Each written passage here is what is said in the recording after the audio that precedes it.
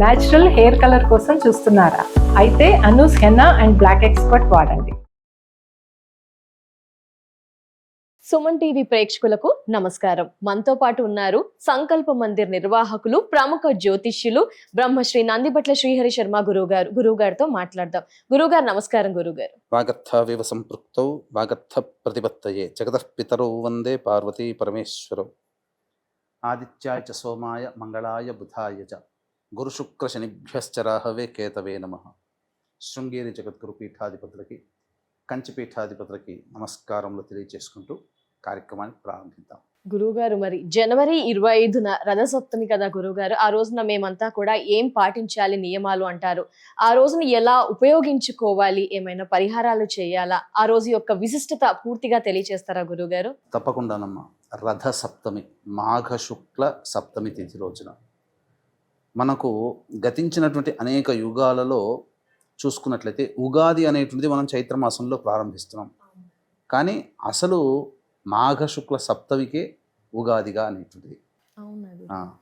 అంతేకాకుండా ఇప్పుడు ఒక సంవత్సరం మొత్తాన్ని కూడా ఒక రోజుగా పరిగణిస్తే ఆ రోజులో సూర్యోదయం అయ్యేది మాఘ శుక్ల సప్తమి, అంటే రథ సప్తమి తిథి రోజున. అంటే అరుణోదయ కాలం అంతా కూడా సంక్రాంతి సందర్భంగా వచ్చేటువంటిది. అక్కడి నుంచి ఉత్తరాయణం ప్రారంభమవుతుంది. అరుణోదయ కాలము, సూర్యోదయం అనేటువంటిది ఈ మాఘ శుక్ల సప్తమి. అందుకనే దీనికి అంతటి విశిష్టత.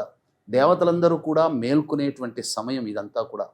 ప్రధానంగా ఎవరైతే అనారోగ్యంతో బాధపడుతూ ఉంటుంటారో, ఉద్యోగ సమస్యలతో బాధపడుతుంటుంటారో, అలాగే తీవ్రమైనటువంటి మానసికమైనటువంటి సమస్యలతో బాధపడుతూ ఉంటుంటారు, అధికారుల యొక్క అండదండలు కోల్పోయి ఇబ్బందులు పడుతుంటారు, పెద్దల అనుగ్రహం ఎవరికి లభించదో, మరీ ముఖ్యంగా తండ్రి యొక్క ప్రేమని, ఆప్యాయతని పొందలేని వాళ్ళు ఉంటారు.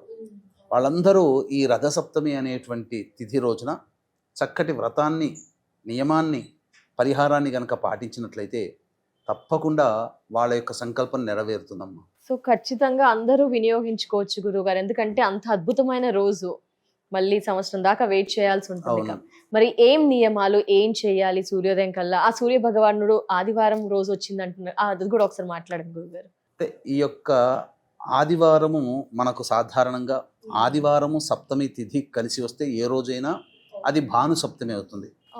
అందున మాఘమాసము శుక్లపక్షము ఈ ఆదివారము సప్తమి తిథి, రథసప్తమి, భాను సప్తమి రెండూ కలిసి ఉన్నటువంటిది. అంతేకాకుండా నక్షత్రాలలో చివరిదైనటువంటి రేవతి నక్షత్రం, ఈ నక్షత్రం అనేటువంటిది ఉండడం కూడా 4వ పాదంలో వస్తుందమ్మా. కాబట్టి 4వ పాదం ఏంటనంటే సాధారణంగా గండాంత దోష నక్షత్రము అని అంటారు. రేవతి నక్షత్రం 4వ పాదం, అశ్విని నక్షత్రం 1వ పాదం. కాబట్టి ఈ రెండు సంబంధించినటువంటి కాలాల్లో ఎవరైతే జన్మిస్తారో వాళ్ళకి గండాంత దోషములన్నింటినీ కలుగుతాయి. కాబట్టి ఇటువంటి సమయంలో ఎవరైతే చక్కగా పరిహారాలు పాటించుకుంటారో వాళ్ళకి సమస్త విధమునైనటువంటి గండాంత దోషములు తొలగిపోతాయి. కాబట్టి దీనికి ముందు రోజుగా బహుళ షష్ఠి తిథి నుంచి మనం సమాయత్తం అవ్వాలి.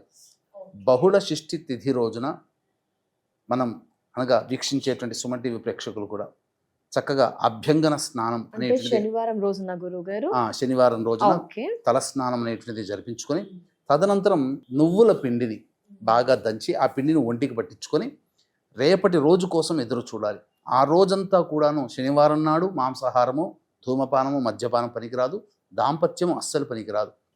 ఇక ఆదివారం నాడు సూర్యోదయం కంటే ముందే నిద్రలేచి కాలకృత్యాదులు తీర్చుకొని అప్పుడు ఈ సంబంధించినటువంటి 7 జిల్లేడు ఆకులు కానీ లేదా 7 చిక్కుడు ఆకులు ఏవి దొరికినా కానీ, రేగిపళ్ళు కూడా 7 ఉండాలి. ఎందుకు 7 సంఖ్య అంటే సప్తాశ్వాలని అధిరోహిస్తూ వస్తాడు కాబట్టి 7 సంఖ్య. దీనినే 7 వారములు అని అంటాం. ఆది, సోమ, మంగళ, బుధ, గురు, శుక్ర, శని.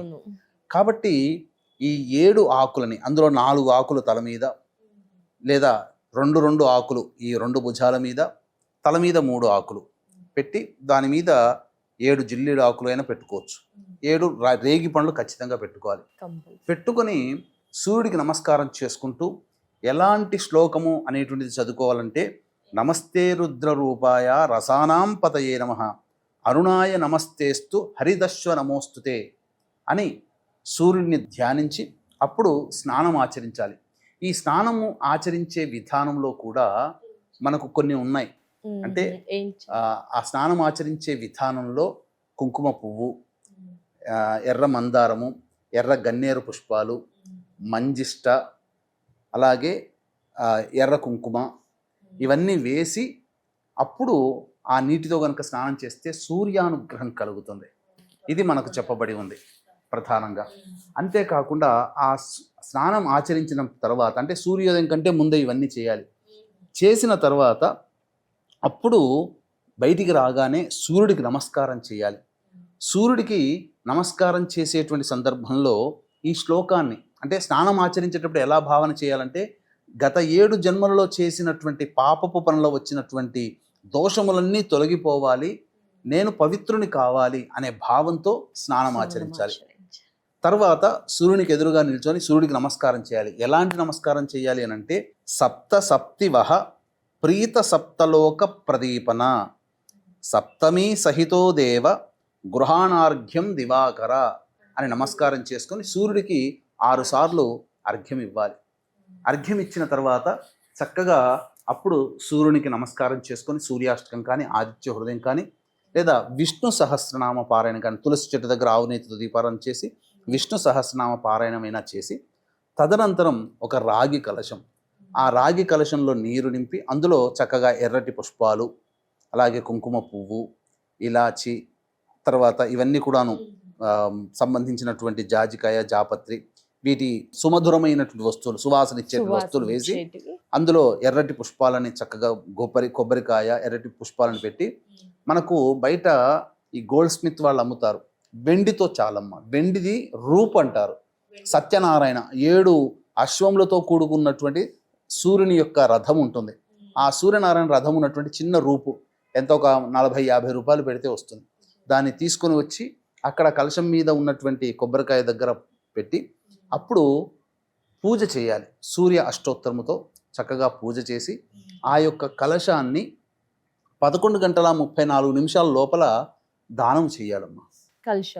కలశము అవన్నీ కూడాను, అంటే చక్కగా ముగ్గు అష్టదళ పద్మం వేసి మధ్యలో ఆ కలశాన్ని పెట్టి ఆ విధంగా చేయాలి. తదనంతరం చక్కగా ఈ సంబంధించినటువంటి అశ్వము, సూర్య రథము అనేటువంటిది చిక్కుడు గింజలు, చిక్కుడు ఆకులతో రథాన్ని ఏర్పరచుకొని అప్పుడు ఆ యొక్క సూర్య భగవానికి అష్టోత్తర పూజ చేస్తాం కదా, చేసిన తర్వాత బెల్లం పాయసం నైవేద్యంగా ఉండాలి. బెల్లం పాయసం సూర్య భగవాన్ నైవేద్యంగా ఉండి చిక్కుడు ఆకులలో నైవేద్యాన్ని పెట్టి ఆ సూర్య భగవానికి సమర్పించి, ఆ చిక్కుడు ఆకులలో వేడి వేడి పాయసాన్ని నైవేద్యంగా పెడతాం కదా, అప్పుడు ఆ సంబంధించినటువంటి కుటుంబ సభ్యులందరూ కూడా ప్రసాదంగా స్వీకరించాలి. ఎలా ఈ విధంగా స్వీకరిస్తారో, ఆ రోజుకి మాఘ శుక్ల సప్తమి తిథికి ఆ యొక్క చిక్కుడుకాయల్లో వేడి వేడి బెల్లం పాయసాన్నం ఉండడం, అది బెల్లంతోనే చేయమన్నారు, మళ్ళీ షుగర్ కాదమ్మా, బెల్లంతోనే. ఇవి అన్ని రసాయనిక చర్య ఆ రోజుల్లో ఏర్పడడం, తద్వారా అది భుజించిన వాళ్ళకి అనేక రకములైనటువంటి రోగములు నివారణ అవ్వడం అనేటువంటి జరుగుతుంది. ఎందుకనంటే ఈ యొక్క రథసప్తమి వ్రతము అనేటువంటిది, అంటే మనుషులకి దీర్ఘాయుని సకల సౌభాగ్యాలని కలగాలంటే ఏం చెయ్యాలి అని చెప్పి శ్రీకృష్ణ భగవానుల వారు యుధిష్ఠిరుడికి చెప్పినటువంటి కథ ఇది. కాబట్టి రథసప్తమి రోజున ఈ కథ ఖచ్చితంగా చదవాలి. ఈ కథ చదివితేనే రథసప్తమి వ్రతం యొక్క అనుగ్రహాన్ని పొందినటువంటి ఫలితం దక్కుతుంది. అలాగే వీక్షించేటువంటి ప్రేక్షకులు కూడా ఈ యొక్క రథసప్తమి సందర్భంగా మన పీఠం ఆధ్వర్యంలో జాతకరీత్యా కలుగు అన్ని రకాల దోషాల నివారణకి దశమహావిద్యలలో భాగంగా ప్రత్యంగిర, బగలాముఖి, రాజశ్యామల, వారాహి, ధూమవతి, మేషమిథున, కర్కాటక, సింహకన్య, వృశ్చిక, ధనుసు, కుంభమీన రాశిలో జన్మించిన వారికి శనిదోష నివారణ పూజలు, మృత్యుంజయ హోమము అనేటువంటిది సశాస్త్రీయంగా జరిపించి శక్తిపాతము చేసినటువంటి కరుంగలి మాల ఇవ్వడం జరుగుతుంది. అవకాశం ఉన్న వాళ్ళు కార్యక్రమం తదనంతరం కాంటాక్ట్ చేసి మీ గోత్రనామాదులు నమోదు చేసుకోవచ్చు. ఈ యొక్క రథసప్తమి వ్రతము యొక్క మహత్యాన్ని తెలిపే కథ చాలా పవిత్రమైనటువంటిది. పూర్వము యశోధర్ముడు అనేటువంటి రాజు ఉండేవాడమ్మా. ఈ రాజుకి ముసలితనంలో లేక ఒక కుమారుడు కలిగాడు. కలిగిన తర్వాత పుట్టిన దారభ్యత అతను అనారోగ్యం పాలవుతూ ఉన్నాడు. ఎప్పుడూ చూసినా ఏదో ఒక అనారోగ్యం వెంటాడుతూ ఉండడం.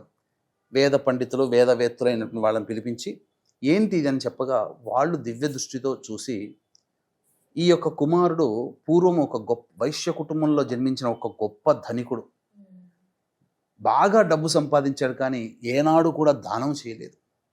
ఈ దానము చేయలేని కారణం చేత ముసలితనంలో మరణానికి చేరువలో ఉన్నప్పుడు ఎవరో రథసప్తమి వ్రతాన్ని ఆచరిస్తున్న దాన్ని చూశాడు. కాబట్టి ఆ పుణ్యవశం వలన ఈ రోజున మీ కడుపున ఒక రాజు కడుపున పుట్టాడు, కానీ ఆ యొక్క దానం చేయని కారణం చేత రోగగ్రస్తుడయ్యాడు అని చెప్పడం.